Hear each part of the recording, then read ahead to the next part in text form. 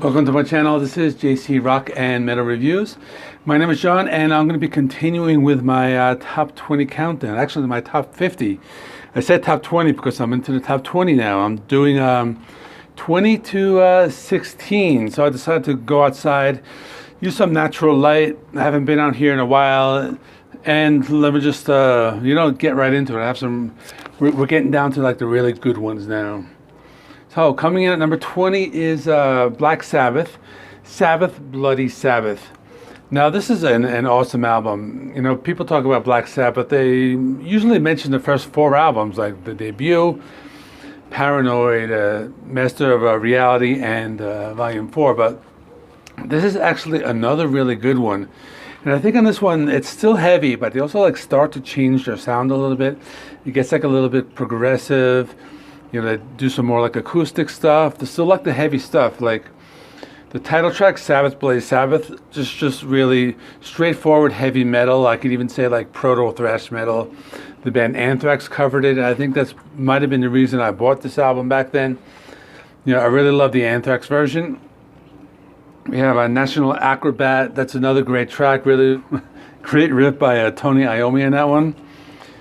We have the track Fluff, which is just a short, like acoustic, like classical music track, and I really like that about Black Sabbath. Like they weren't afraid to do something different. That's the problem with today's metal band. They just want like, you know, they're afraid of like alienating their fans, and they want everything to be metal. But like back then, you know, they weren't afraid to throw on like it was like a 3-minute like acoustic track. So that's cool. Sabracadabra, that's another great one. Metallica covered that one. Really awesome like riff, and then they get a little experimental, like Who Are You? It's really cool how they do it on the riff. I don't know if it's a guitar or a keyboard. It's a really cool tone, like wow, wow, wow, wow, wow, wow, wow. Really cool. I love that. I love how that one sounds. And this is just an awesome album. Like these albums, like Sabbath, Bloody Sabbath, Sabotage, Never Say Die, and Technical Ecstasy. Very underrated albums. Okay, let me move on. Coming in number 19 is Facelift by Addison Chains. Now, this is an awesome one. I was actually going to put Dirt down, and actually I had Dirt when I originally made my list, but I changed it at the last minute because I decided with Facelift because that was the first Addison Chains album that I bought. It came out in 1990, and I didn't know what grunge was. Like, I didn't know they were a Seattle grunge band. I just, heard Man in the Box on MTV. I liked it. I listened to the album. I liked it. I didn't know what it was. Back then, we didn't really have a label for everything. It was just like, hey, I like this music. Sounds good. The opening track, We Die Young, it's very like metal, very heavy, almost like thrashy. Really awesome riff, and it just like comes right out the gate when you put this album on.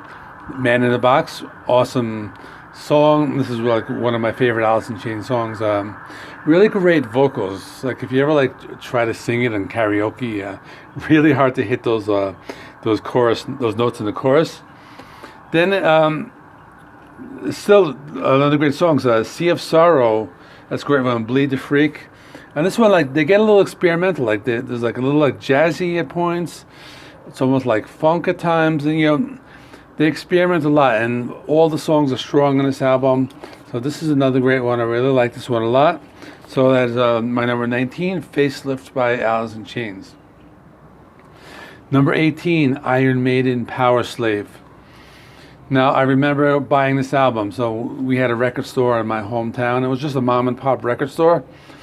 I was, I guess, 17 years old. I guess I was driving at the time. So I walked into the store, and I was interested in Iron Maiden. Like I never really heard the band. It's just my friends in high school were talking about it. So I was interested in Iron Maiden. I'm flipping through, and back then they had those CD long boxes, and I actually kind of wish those things still existed because they were very nice because it did show the entire album, in this piece of cardboard. They got rid of them for some reason.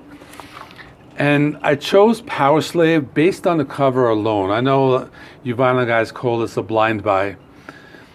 And I'd never heard any of the songs. It was just the colors, the blue, the yellow, just a combination of those colors. And I'm like an art guy. that's what made me want to buy that album, and just based on the cover alone. And it's not a disappointing album. We got Aces High and 2 Minutes to Midnight. Starts off with two of their most known tracks. Lost for Words, really great instrumental. Flash of the Blade, I really love the intro riff in that one. The title track, really heavy. The band Testament did a cover of that one, so I like that one a lot. And Rhyme of the Ancient Mariner, that is like their first like epic, long, like very long 13-minute song. That's like their first one they ever did. And it's just an awesome song. So coming in at number 17 is Boston, their debut album. So this band Boston, they kind of remind me of like a band like Guns N' Roses. Like they put out like their debut. It's like this great, awesome album. Like every song is like a 10 out of 10. After that, they put out like a few more albums over the year. I think like they never like reached that same potential as that first album they did.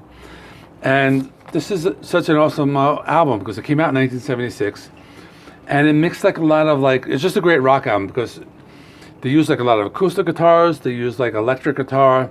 Some of it's like hard rock. There are parts that like sound like a band like Kiss. Other parts more like acoustic rock. A lot of keyboards. So some of it sounded like prog rock. So kind of like a band that's hard to define, but every song is good. I have a lot of memories listening to this when I was maybe 9 or 10 years old. One of the first rock bands I've ever listened to. More Than a Feeling, awesome song. Peace of Mind, really great riff. Foreplay, Long Time. I really like that one because it kind of like scared me as a kid. Like when you would hear like that low piano, like doom, doom, doom, doom. I remember like running out of the basement when I heard that. And Rock and Roll Band, just another straight rock and roll song. So this first album, Boston, such an awesome album. I remember the second album was pretty good, but then I don't think they did have any more good albums. If they did, let me know, but I wasn't aware of them. Coming in number 16 is Soundgarden, Louder Than Love. Basically the same thing I said about Addison Chains. I bought it in 1989. I didn't know what grunge was. It just sounded heavy. It sounded like Black Sabbath, but they mixed it up. A lot of like time signature changes and different alternate tunings with the guitar. They had this really unique sound with a lot of feedback. And that's why I chose this album. I was going to go with Bad Motorfinger. That's probably my favorite. I was going to go with Down on the Upside because I do like that one. I listened to that one a lot when it came out. I carried that one around with me like on a cassette Walkman when that one came out. But I went with Louder Than Love because, like I said before, it was grunge, but I didn't know it was grunge. It was just heavy music. I liked it. I heard it on the radio or MTV or one or the other.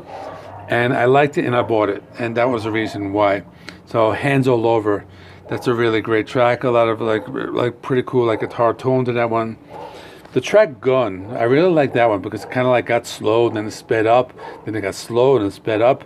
I really like how they did that. Like I've never heard any other bands doing it. Loud Love, that's another one, a great one. And Uncovered, I really like the guitar riff in that one. A lot of like feedback sounds. And that's a really awesome track. So that is it. Comment below. What do you think of these albums? So this is my countdown, 20 to 16. I want to finish the countdown. So it will be today, tomorrow, Wednesday, which is my actual birthday, and Thursday, and then Friday, some great new releases coming out. So I did a collaboration with Brian from AYBL Maine. If you haven't seen that, we did a top 10. Metallica, we're planning another one in probably about 2 weeks.